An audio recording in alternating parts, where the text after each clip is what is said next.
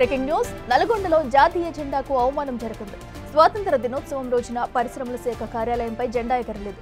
జాతీయ జెండా ఆవిష్కరించకుండా నిండా నిర్లక్ష్యం వహించారు. అయితే జెండా ఆవిష్కరించలేదని బిగ్ టీవీ గుర్తించింది. అంతేకాదు ఆఫీస్కి చెందిన సిబ్బంది ఎవరూ హాజరు కాలేదని తెలుసుకుంది. ఆఫీస్కి తాళం వేసిన దృశ్యాలను ప్రజలకు చూపించింది. అసలు జెండా ఎందుకు ఆవిష్కరించలేదనే కారణాలు తెలుసుకునే ప్రయత్నాలు చేసింది బిగ్ టీవీ. సంబంధిత ఇన్ఛార్జ్ను ఫోన్ కాల్లో సంప్రదించింది. అయితే అధికారి నిర్లక్ష్యపు సమాధానం చెబుతూ దాటవేసే ప్రయత్నం చేశారు. ఇక నిర్లక్ష్యం వహించిన అధికారులపై చర్యలు తీసుకోవాలని ప్రజలు డిమాండ్ చేస్తున్నారు.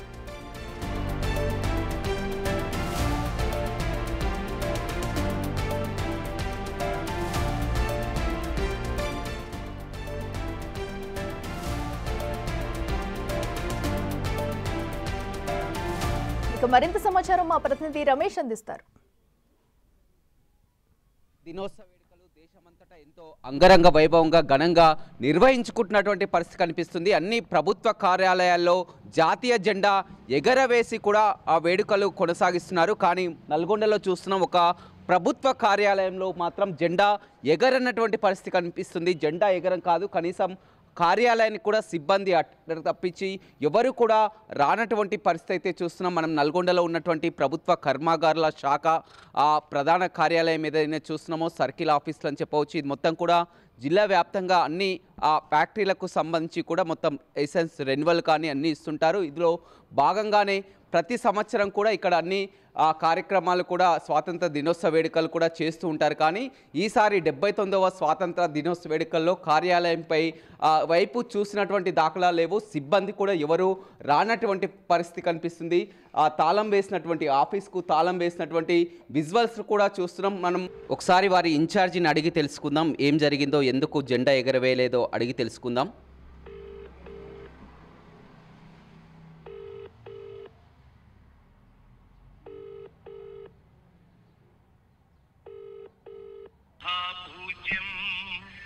सर्वरक्षाकरं विभुं पार्वती हृदयानन्दं शास्तारं प्रणमाम्यहम्.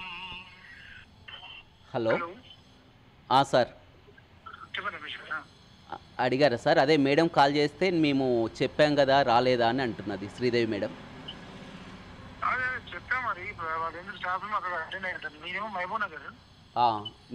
మీరు ఇన్ఛార్జా సార్ ఇక్కడ?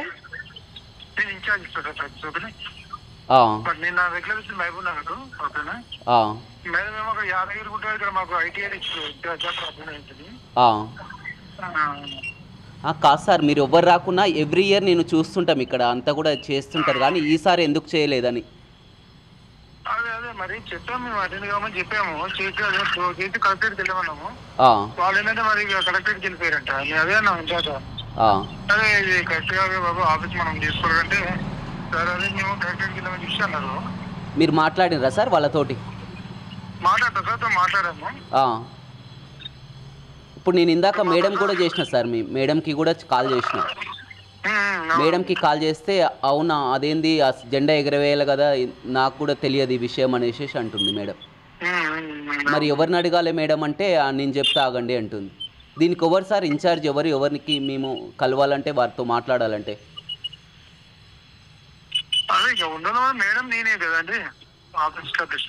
అదే సార్, దీని వివరణ తీసుకోవాలంటే ఎందుకు జెండా ఎందుకు ఎగిరేయలేదు? మనం ఏ చిన్న కార్యాలయం అయినా ఎగిరేస్తారు కదా, మనకెందుకు ఈ నల్గొండ సర్కిల్ కార్యాలయం కదా, ఎందుకు ఎగిరేయలేదని. అదే అండి ఇప్పుడు చెప్పాను మేము అక్కడ. సరే మా వాళ్ళు మా ప్రసాద్ మీతో కలుస్తారండి, ఓకేనా? చెప్పాను నేను, ఓకేనా? మీ పేరు ఏమండి? నేను Ramesh, big TV reporter, Nalgonda. Big TV reporter, చాలా గ్రేట్ అండి మీరు.